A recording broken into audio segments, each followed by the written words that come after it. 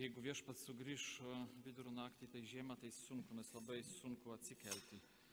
Stipriai miegam iš tiesų. Nežinau kaip jūs. Bet galbūt, kad tas šeimininkas, apie kurias viešpats kalba, tai paprastai Jėzus. Jėzus, kuris sako mums, aš sugrįšiu. Budėkite, aš esu tas, kuris pažadėjo ir laiko savo žodį. Tai parūzijos diena, tai jo sugrįžimas. Bet galbūt irgi, kad tas namus, kuris jisai paliko, tai ne tik pasaulis, tai irgi kiekvieno iš mūsų siela, gyvenimas. Jisai šeimininkas tų mūsų gyvenimų, jisai mūsų sukūrė, jisai mūsų myli ir jisai gerai jaučiasi pas kiekvieną iš mūsų. Jisai yra tas, kuris yra šeimininkas tų mūsų vidinių pasaulio, kurio kartais, net ir dažnai pas mane nelabai suprantam, kas vyksta. Šventoji Teresė Avilietė palygino tą mūsų vidinį pasaulį, tą mūsų sielą į tokią vidinę tvirtovę, kurioje yra skirtingų namų būtų ir kur galių gala pačiam tokiam giliausiame name būte gyvena viešpats. Bet tokiu būdu gyvena, kad jisai pripilė mūsų tokių džiaugsmų ir tokių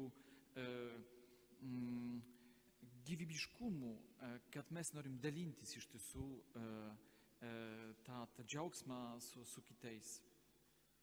Ir sako, kad įeiti į tą namą iš tiesų reikia darbų, iš tiesų reikia praeiti per visus kambarius, kad pakliūti į tą, kur tikrai jisai gyvena. Ir galbūt, kad adventas tai kažkoks tokia kelionė, kur reikia išgirsti, kad pas mane yra tas, kuris yra šeimininkas, aš noriu su juo susitikti, bet reikia čiučiut darbo, tų kelionė tokia, kad pasiekti iki tų kambarių būstų, kur jisai mane laukia iš tiesų. Galbūt irgi, kad kažkokia prasme tas durininkas, apie kuris viešpats kalba, tai toks palyginimas su kiekvienu iš mūsų, kuris turi raktą į savo sielą. Nes žinot, Palestinoje tų laikų vartai, duris galėjom atidaryti tik iš vienos pusės. Iš išorės negalėjom. Galėjom paimti raktą, išeiti ir po to grįžti ir atidaryti duris. Ne. Reikėjo būti tarna arba žmogų, kuris iš vidaus atidarys duris. Tai paaiškina, kodėl, kada jisai grįžtant, tikrai atiduoda tą darbą durininkui, kad jisai budės, kad šeimininkas, kada grįž, nestovės prie durų ir nelauks, kol jam atidarys namą, kuris jam priklauso iš tiesų. Tai toks pavyzdys mums, kad iš tiesų mes esame tie, kurie netikėta atidarys ateinančiam Kristui duris. Ir galim atidaryti, galim neatidaryti. Žinot, tai didelis džiaugsmas priimti tokią svečių, bet iš kitos pusės, žinot, tai irgi, ir tai tikrai nejuokinga, tai yra pragaro palyginimas. Nes pragaras tai ne ugnis ir ne katilas su kažkokio karšto vandens. Pragaras tai vienišumas. Tai, kur aš myliu tik save. Nėra antro. Aš neatidariau, aš pasilieku vienas. Ir visas tas palyginimas, kurį šiandien girdim, tai toks palyginimas tų, kuris trokšta iš tiesų ateiti pas mus. Ir girdėjom pirmame skaitime, nuo amžių nėra niekas patyręs, ausis negirdėjo, akis neregėjo, kad be tavęs būtų kitas Dievas, darantis tokius darbus tiems, kurie jo pasitikė. Ir apie tą pasitikėjimą, man atrodo, Viešpats kalba. Sako, kiekvienam paskiria kažkokią darbą. Aišku, tas svarbiausias darbas, tai tas durininkas ir net ir sako, mums visiems reikia budėti. Reikia ir budėti, ir daryti darbus. Žinot,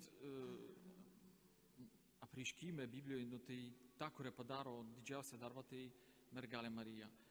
Kodėl? Nes jinai išgirdo iš tiesų tą beldžiantį Viešpatį, jo sielą ir sako, ar tu nori mane priimti? Ar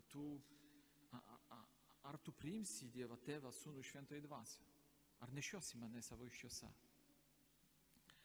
Mes žinom atsakymą, bet tai mums pavyzdys iš tiesų, kad kiekvienam iš mūsų pagrindinis darbas tai išgirsti. Pagrindinis darbas tai malda iš tiesų, kurie daro, kad mes tampam iš tiesų jautri į tą švelniai beldžiamą Jėzaus, kuris kiekvieną iš mūsų klausia, priimsi mane? Ir, žinot, galbūt, kad Adventas tai toks laikas, kur, Viešpatie, aš tai nežinau, kaip tave priimti. Nežinau, ką man reikia padaryti, kad tu būsi pas save. Ir malda daro, kad mes girdim. Galbūt, kad pirmas darbas tai paprastai malda. Šiandien bus toks vakaras popietė, 3 valandą su Alfa dalyviais, kurie praėjo 3 mėnesių kelią. Ir tarp tų žmonių yra tokie, kurie turi savo tikėjimo gyvenimą, tie, kurie neturi, tie, kurie pradėjo, tie, kurie atrado. Ir skaitau vieną iš tokių dalyvių, ne iš tos Alfos, tokią liudijimą. Jisai sako, aš netikėjau Dievui, aš neturėjau tikėjimą, bet aš tikrai norėjau. Aš norėjau sužinoti. Ir vienas žmogus pasako man, tai pasimelsk tokią maldą, nes aš nežinojau, kaip melstis. Pasimelsk tokią maldą. Dieve, jeigu tu esi, duok man ženklą tavo buvimo. Ir aš tą maldą kaip mantrą kartojau iš tiesų. Ir jisai man davė ženklą. Ir sako, kas buvo labai gražu, kad vieną dieną aš daliniausi tą liudijimą kažkokiam ten susirinkime ir atėjo moteris, žinai, aš irgi gavau tą patį maldą. Ir pasiekmė buvo tą patį. Iš tiesų, kada mes girdim, kad mergelė Marija meldžiasi, kad mes turim irgi per Adventą melstis, tai gal turim ateiti į tas mišios ir pasakyti, Viešpatie, duok man maldą, kuria yra skirta man, kad aš galėčiau tikrai melstis. Žinot, mergelei Marijai priimti Jėzų į savo kūną ir tapti neščia motina, tai nebuvo kažkoks labai ramų akimirka. Kodėl? Nes jinai dar neturėjo vyrą. Jinai neturėjo dar šeimos. Santuoka tų laikų tai buvo 2 etapai. Pirmas, taip, aš noriu su tavim susituokti, bet po to ilgas laikas, kur ruošiamės dar negyvenam atskirai, tai gyvenam atskirai ir tik po to antrame susitikime vyras paimdavo savo žmoną į namus. Bausmė tų laikų buvo labai paprasta. Tu turi vaiką be vyro, tu mirsi per akmenį. Įsivaizduok, kokiai situacijoje įveda Dievas Mariją, kad jinai taptų Dievo motina. Ir tai tikrai ne jinai sugalvojo tą situaciją. Tai tikrai yra vienintelis kaltininkas, vienintelis kaltas – Dievas. Dievas jo įveda į tokią situaciją. Užduotis, kurie jinai gauna ir kaip jinai išsisuka. Absoliučiai neišsisuka, nežino kaip daryti. Tikrai nežino kaip daryti. Nepasidalinė su vyru. Reikėjo buvo, kad Dievas siūs kitą angelą pas Juozą, pasakyk, klausyk, gal priimk savo žmoną. Tas vaikas iš šventosios dvasios. Jinai nepajudėjo pirštų. Ir galbūt, kad tai irgi mums priminimas, kaip mes priėmėm vaikus, kada sužinojom tą naujieną, tu būsi neščia. Kaip aš kaip vyras priėmu tą žinią. Kaip aš kaip gydytojas priėmu tą žinią. Nes nėra gerų laikų vaikui. Žinot, galvoju apie žydų ligoninės, nes kažkokiu laiku aš dirbau Amerikoje ir ten buvo tokia mergina, kurią norėjo ratifikuoti savo diplomą medicinos ir tapo ten žydų ligoninė. Ir sako, žinai, pas juos yra labai įdomu. Jeigu mergina nori padaryti abortą ir jinai yra žydė, niekada jos gydytojas jai nepadės. Jai padės kitaip. Jai padės per materialinį, per surandant kitą šeimą. Jai padės, bet dedant visus skirtingus būdus iš tiesų, kad saugoti tą vaiką.